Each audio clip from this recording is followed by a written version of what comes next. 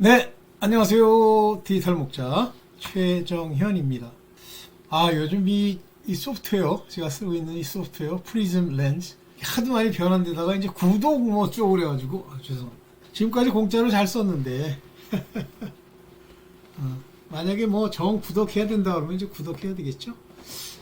자, 오늘 이제, 뭐 이거는 뭐 제가 하나님께 받아서 말씀드리는 건 아니고, 저는 이제 현재 그 유튜브에서 나오는 시류의 영상들을 많이 봐요. 그리고 제 나름대로 이제 이분은 들을만하다. 이분은 어떤 문제가 있다.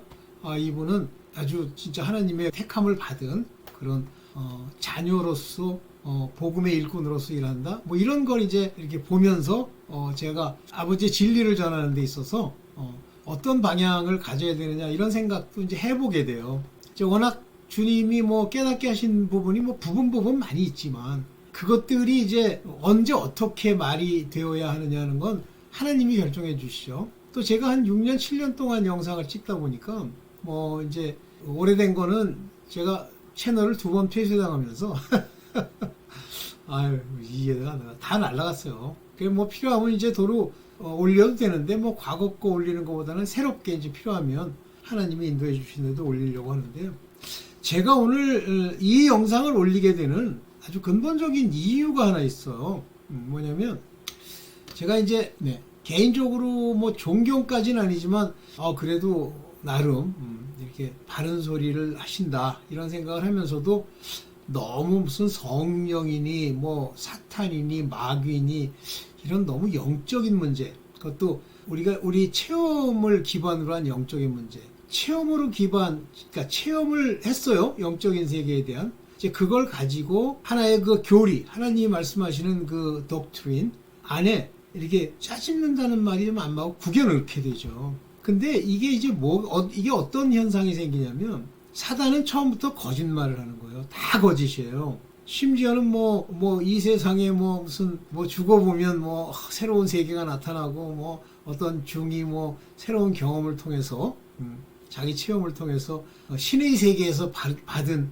그 파동성에 관한 이야기 뭐 이런 해봐야 다 거짓말이에요. 가보면 그때 이제 가보면 압니다. 천국 가는 건 가보면 천국 가겠지가 안 돼요. 그러면 그건 지옥이에요. 그런데 지옥은 그냥 가보면 알아요. 그런데 그 목사님 중에 한 분이 숏으로 이렇게 숏 영상 있죠? 한 1분에서 2분 정도 하는 거. 거기를 통해서 아주 그냥 신랄하게 칼빈의 예정론을 이단 중에 사탄의 괴수다 이렇게 표현을 했어요.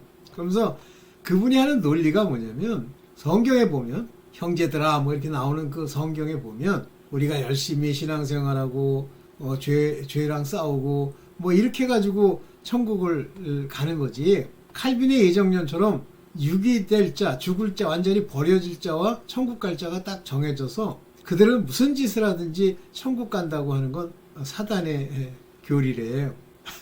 그러니까 이게 왜 이런 현상이 생기냐면 내가 그분들 무시하는 건 아닙니다. 그분들도 나름 뭐 공부를 이렇게 하셨겠지만 깨달음을 받아 말하는 게 아니라 공부한 내용으로 세상의 사람들이 듣기에 적절한 이야기로 짜집어 만든 하나의 시나리오를 발표하신 거예요. 그래서 형제란 단어에 대한 뭐 해석이랄까? 그거에 대해 정확하게 읽어야 한다는 오늘 그런 주제로 얘기하는데, 먼저 그분이 말씀하시는 얘기, 내용, 뭐 그분이 말씀하신 그 말씀의 내용은 세상에 있는 목사들이나 세상에 있는 그 어떤 교리에 천착한 사람들이 얘기하는 말에 크게 벗어나지는 않으나 그들 모두, 그 다음에 이 얘기를 하시는 분까지 크게 착각한 게 있어요. 자, 칼빈의 예정론에는 그 로마서에 나와 있는 그 하나님의 섭리, 예를 들면 이삭이 낳은 아들 중에 에서와 야곱의 이야기, 아브라함의 이야기, 모세 이야기, 이런 하나님이 택정한 하나님의 종이든 하나님의 아들이든 의인이라고 택정한 사람들과 그 다음에 뭐 타락한 선지자, 뭐 발람 같은 놈들, 이런 무수히 많은 왕들 다 기름 부음 받았어요. 그러니까 이스라엘 왕은 기름 부음을 받아야 왕이 돼요. 왕이라는 인물을 그 기름 부음이라고 하는 그 직책, 뭐라 그럽니까? 지정하는 식을 통해서 받게 돼요. 그러면서 일반적으로 형제라는 단어는 이스라엘 사람들한테 이제 얘기를 하면서 자기네들 민족, 자기네들 예루살렘에 가서 유월절을 지키고 초막절을 뭐 어떻게 하고 하는 일종의 그 율법의 제도를 따라서 움직이는 사람들을 얘기하는 거예요. 거기 그 속 안에 있는 정체성에 대해서는 얘기를 안 해요. 근데 성경에 읽어보면 만약에 자기 혼자 생각에 머릿속에 성경이 말하는 대상자들은 딱 한 가지다. 구원을 받는 것도 딱 한 종류다. 이렇게 딱 자기 멋대로 그걸 제가 이원론이라고 얘기했죠. 그렇게 딱 정해놓고 그걸 바라보면요. 깨달음을 못 받은 거지. 자기 생각으로 이제 읽는 거죠. 대다수의 말씀들은 알지도 못할 뿐만 아니라 어떤 말들은 무시해버려야 돼. 그래서 제가 흔히 얘기했죠. 깨달음이 아닌 건 특징이 뭐냐면 내가 주장하고자 하는 논리와 그 흐름은 맞는데 어느 부분에서 부딪혀가지고 삐걱거려요. 그러면 버려야 됩니다. 그건 진리가 아니라 그랬죠. 근데 그걸 주워가지고 그 사람도 재밌는 얘기를 하더라고. 목사들이 너 장로교의 그 켈비니즘을 따르는 사람들이 돈벌이를 하려고 사람들한테 그렇게 하면 사람들이 기분 좋아하니까 돈벌이가 된다 이런 얘기를 하는 거예요. 그러면 당신은 돈벌이 하려고 그게 율법주의거든요. 그 목사 지금 갑자기 생각났어. 그 쉰 목사라고 그런가? 신 목사인데 아마 그걸 좀 변개해서 쉰이라고 좀 늙은 그런 목사라고 쓰는 것 같아요. 그래서 제가 그건 댓글을 안 달 수가 없잖아요. 그걸 듣는 사람들한테. 그래서 댓글을 달았어요. 정신 좀 차리십시오. 이 세상에 구원을 완전히 받도록 예정된 사람들도 있고 버리기로 예정된 사람도 있고 그 다음에 자기가 아버지께로 와서 열심히 하나님께 그 죄사함을 받고 아버지의 뜻대로 행하려고 노력하는 사람도 있다. 이 중에 10분의 9는 죽고 10분의 1은 살아남는 남은 자만 이기는 이 얘기를 썼어요. 뭐 알아들었으면 뭐 알아들은 거고 모르면 할 수 없지만 일단 저는 그 얘기를 들었으니까 모를 때는 뭐 얘기할 필요 없죠. 들었으니까 그것이 얼마나 심각한 오류로 많은 사람들을 지옥으로 이끌고 가는지에 대해서 얘기하기 위해서 쓴 겁니다.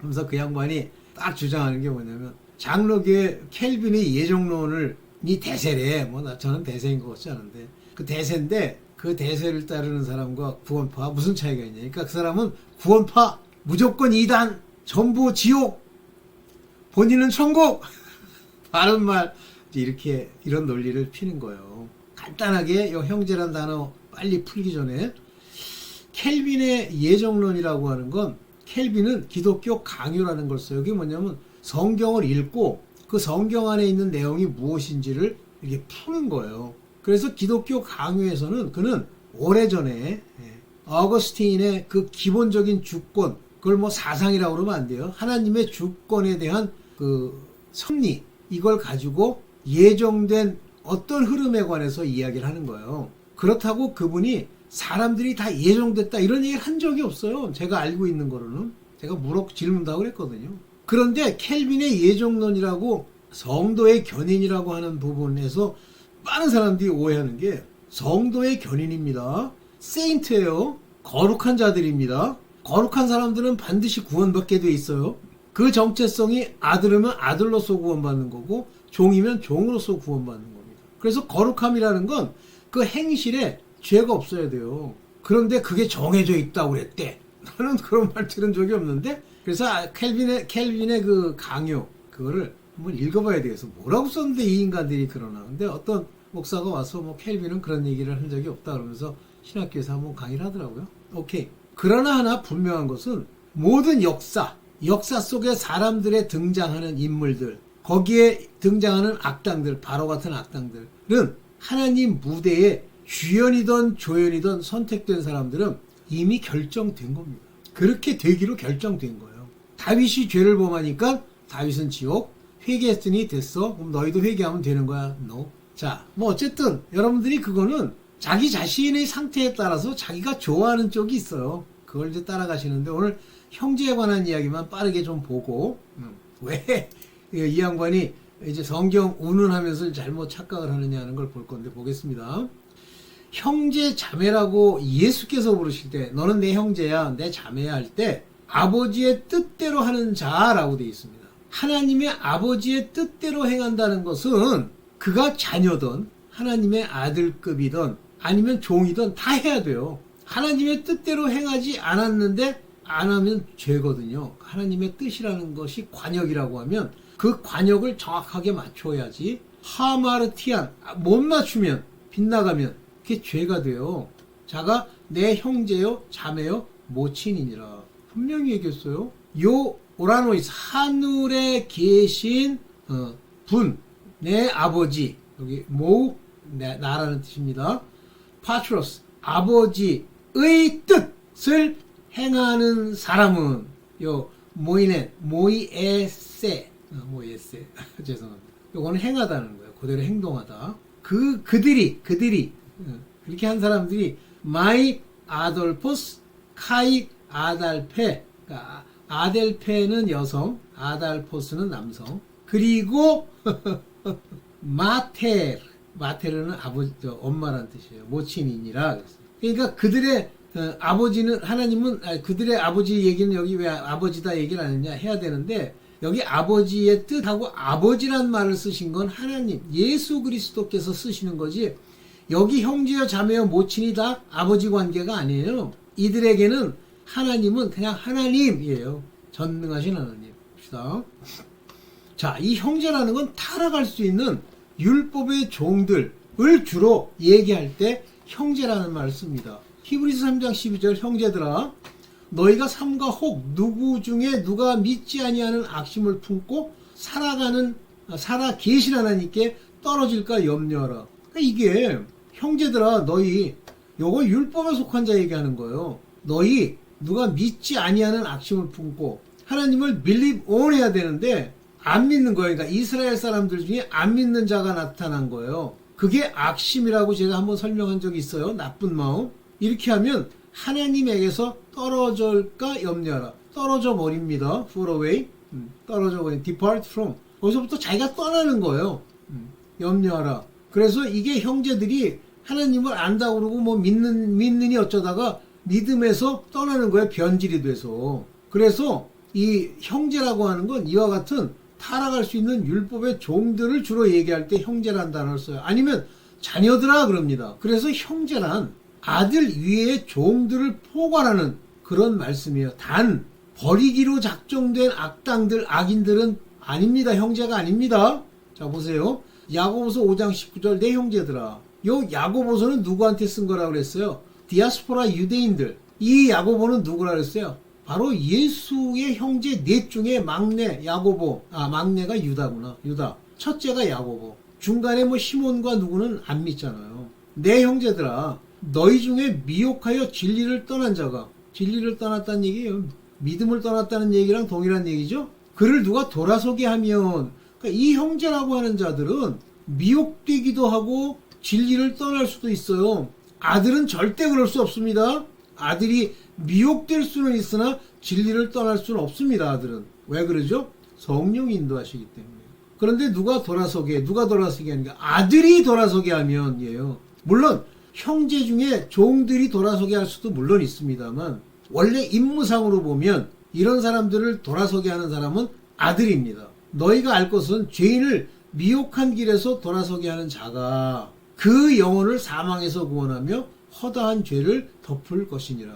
그랬더니 어떤 목사가 허다한 죄를 덮을 것이니라니까 이렇게 전도 잘하면 저절로 한 사람 구원하면 저절로 죄가 없어진대. 그게 이게 왜 그 얘기야? 참나.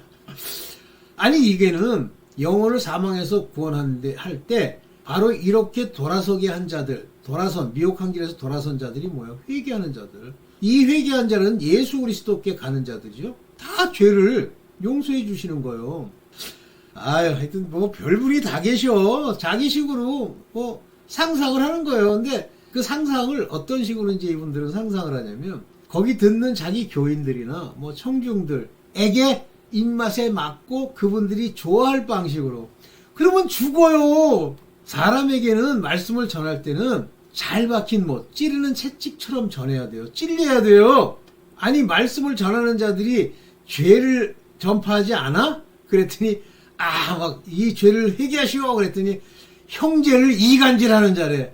아니 그게 왜 이간질하는 거야? 니들이 형제라고 불리는 니들이 율법에 속해서 끊임없이 정죄하고 판단하고 이 짓을 하기 때문에 분리가 되는 거지. 에휴, 걔네들이 그 교회 와가지고 그 교회에 있는 사람들이 다 형제인데 이렇게 이간질했더니 넘어가는 게 그게 미혹해서 진리를 떠나는 자지 그게 정상이야? 아유, 하여튼 전부 자기 중심으로 자기 입맛에 맞고 아유 그렇게 하면 안 돼요. 오케이. 만약에 그 형제가 지은 죄에서 권고를 들으면 그러니까 형제가 죄를 범하면 가서 권고하래잖아요. 권고가 뭐예요? 여기 보면 트러스패스입니다. 이 트러스패스라는 말은 성경의 율법의 어떤 걸 어기는 걸 말하는 거예요. 거기서도 또 뭐라고 돼 있냐면 여기 보세요. against thee예요. 너에게예요. 너에게. 그러니까 어떤 형제가 죄를 범했는데 그 사람이 은밀한 중에 범한 죄를 어떻게 알아? 근데 너에게 against you 너를 대적하는 그러한 식의 죄를 범하면 가서 말해라. 그의 허물을 fault가 허물이란 말이에요. 죄라는 말이 아니라. 그래서 먼저는 너와 그 사이에서만 얘기하라. 왜냐면 이 사람이 지은 죄가 바로 그 사람, 말하려는 사람에게 지은 죄거든요. 만일 그가 내가 한 말을 들으면 내 형제를 이미 얻은 것이라 이렇게 나왔습니다. 이 말을 가지고 뭐 가서 그냥 아무나 막 속을 뒤집을 수가 없어요. 상대가 죄를 범했을 때 그 죄가 나랑 관계없는 죄를 보면 그게 내 죄예요. 그런데 당신에게 범한 그 죄는 당신이 봐도 잘못됐다는 걸 알 수 있다면 얘기하라는 거예요. 그때는. 그러면 내 형제를 얻은 것이라 다시 형제가 된다는 말이에요. 이거를 갖다가 그냥 아무 죄든지 형제님 마태복음 18장 15절에 죄를 범하면 하고 얘기하라고 그랬으니까 죄 범한 걸 벌써 조용히 가서 그 사람과 얘기하는 뜻이 아니야 너에게 지은 죄. 아이고 죄송합니다. 만일 여기 이제 안 들으면 증참할 사람을 하나 데리고 가래요. 그래서 너 그때 봤지? 그 저 김개똥이 그 나한테 하는 짓 봤어? 그래가지고 막 사기치고 한 거? 일로 와봐. 그게 사기라는 걸 좀 알려줘. 해서 그들 증참하는 자들과 함께 가서 말을 했는데 말을 안 들어. 그러면 마지막으로 교회 말하고 이 교회라는 건 컨그레스 오늘날 같은 이 교회를 얘기하는 건 아니에요. 목사. 하나님의 자녀들이 모여있는 그런 곳. 여기 에클레시아는 하나님을 믿는 아들들의 집합을 얘기하는 거예요. 교제하는 것, 공동체. 거기에 말을 해서 그들에게 그 말도 안 들으면 이방인과 세리와 같이 여기라. 누구한테 무슨 얘기만 하면 뭐 저한테는 그런 얘기를 한 적이 없는데 막 그러는 거예요. 형제를 이간질하는 자야. 그는 이단이다. 뭐 그런데 그게 아니라 그 사람이 어떠한지는 네가 영분별이 안 되면 넌 몰라. 근데 너를 기분 나쁘게 하잖아. 그러면 그가 참이야. 하나님의 합한 목자일 가능성이 많아. 네. 그래서 이제 그 말씀하신 분도 이제 성경에서 형제에 관한 이야기를 들으면서 얘기를 하셔서 제가 이제 형제에 관한 이야기를 하는 겁니다. 마지막이 아니고요. 근데 형제 중에 거짓 형제들이 있어요. 주로 이제 여기서 말하는 이 거짓 형제라고 하는 형제를 쓰는 거는 주로 율법과 관련되어 있는 거라고 아까 말씀드렸어요. 자, 고린도 후서 11장 26절. 여행을 다니면서 강에 빠져 죽을 뻔하기도 하고, 강도들이 막 돈을 뺏으려고 하기도 하고, 동족의 위험, 같은 유대인들이 막 죽이려고 하고, 또 이방인들이 안 받아들이면서 죽이려고 하고, 요 시내 위험이라는 건 어느 도시에 갔더니, 시내라는 게 그거예요, 도시. 도시에 갔더니, 거기서 또, 뭐, 에베소 같은 데서 뭐, 그 조합인, 무상 숭배하는 자들이 죽이려는 거, 광야에서의 위험, 광야로 갔는데 그 광야가 얼마나 척박해요. 그 다음에 바다의 위험, 바다에 갔다가 거의 죽을 뻔했죠. 그런데 이 중에 거짓 형제, false, 거짓 형제입니다. false brethren, 거짓 형제 중에 위험을 당하고, 이 거짓 형제라는 단어로 이 말을 써요. 여기 보면 아델포스 형제인데 이 앞에가 뭐예요? sued. 여러분들 우리 컴퓨터에서는 should라는 말을 많이 써요. 가짜 거짓말이란 말이에요. 모양은 그럴듯하게 생겼는데 아델포스가 아니야. 그래서 여기서는 이제 수더라고, 나는 수더라고 읽었는데 여기 뭐냐면 샤다드, 푸샤다드, 푸샤다드. 이 그런 거짓 형제가 있는 거예요. 그러면 이 거짓 형제들은 형제를 자청하고 가까이 와서 뭐라는 거죠? 나쁜 짓 하는 거죠. 방해하는 거죠. 이 거짓 형제의 특징을 보면 갈라디아서 2장 3절에 보면 그러나 나와 함께 있는 헬라인 디도라도 억지로 할례받게 하지 아니했어요. 이방인이기 때문에. 왜냐면 이 할례가 중요한 게 아니잖아요. 근데 거짓 형제들이 들어와서 할례를 받았느니 안 받았느니 이런 걸 가지고 따지는 그런 자들 때문에 거짓 형제들 때문에 안 받게 한 거야. 안 받아도 상관없다. 왜 저희들이 조용히 들어와? 그리스도 예수 안에 있는 그 자유, 뭐 죄를 짓지 않는 자유죠? 그 자유를 보고 종으로 삼고자 다시 율법으로 돌아가게 하고자 함이라 이거예요. 그래서 사단의 권능인 율법을 이용해서 얘네들은 실제 하나님, 요 디도 같은 이방인으로서 할례 받을 필요도 없는 자들을 할례를 주어서 하나님의 온전하신 복음의 뜻에서 떠나가게 하는 거예요. 이런 자들이 있는데 이걸 책망을 안 해? 이거 책망하면 교회를 회파하는 거야? 쭉정이 막 털어내고 가라지 지적하면 그게 이간질하는 거야? 그런 교회는 끝난 거죠. 이게 마지막이죠. 그래서 별 사람들이 다 있더라고. 강력한 예종론은 사단의 교리라는데 그래서 저 양반 아주 그냥 뭐 모르는 얘기를 아주 강력하게 얘기하는구만. 무섭더라고요. 조심하셔야 돼요. 진짜 조심하셔야 돼요. 그러니까 뭐 형제다, 성경에 형제다 하고 나오면 형제 이렇게 된다고 그랬는데 아니에요. 형제는 저런 거예요. 오늘은 일단 이렇게 짧게 여기까지만 하고 마치겠습니다. 네, 감사합니다.